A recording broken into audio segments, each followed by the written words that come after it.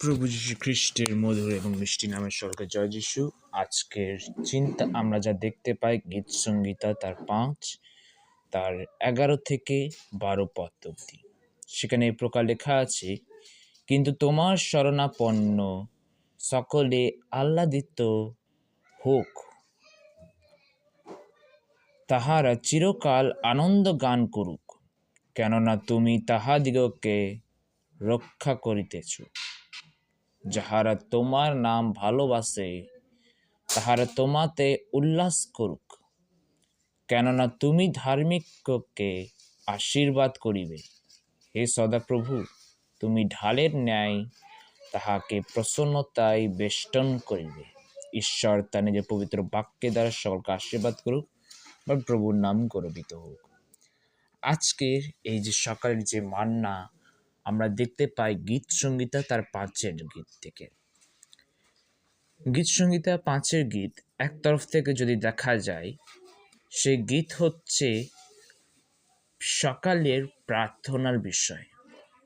আর সেই হিসাবে যখন রাজা দাউদ শুরু করছিল একটা নিবেদন দিয়ে, একটা রিকোয়েস্ট দিয়ে ঈশ্বরের কাছে যে প্রভু তুমি আমাদেরকে এই সমস্ত জিনিস থেকে আমাদেরকে রক্ষা করো, আর পরে সে প্রভুর জয়গান করে, পরে সে প্রভুর মহিমা প্রকাশ করে, তারপর আবার শত্রুদের বিষয় বলে, আর শেষে সে আনন্দিত হয় যখন সে সমস্ত সুরক্ষা থেকে, ঈশ্বরের যে সুরক্ষা সেটার বিষয়ে সে যখন আনন্দ হয়, সেই মুহূর্তে সে এই 11 এবং 12 পদটি লেখেন। তাই বলে এখানে রাজা দাউদ যখন এই পদগুলি লিখছে, সেখানে আমরা দেখতে পাই 11 পদে ক্লিয়ারলি লেখা আছে, কেননা তুমি তাহাদিগকে রক্ষা করিতেছ, যাহার তোমার নাম ভালোবাসে তাহার তোমাতে উল্লাস করুক। যাহারা প্রভু যীশু খ্রিস্টের বা ঈশ্বর সদাপ্রভুর নামকে ভালোবাসে, প্রেম করে, তাদেরকে ঈশ্বর আনন্দ গান তাহারা এই কারণে করে, কারণ প্রভু তাহাদেরকে রক্ষা করে,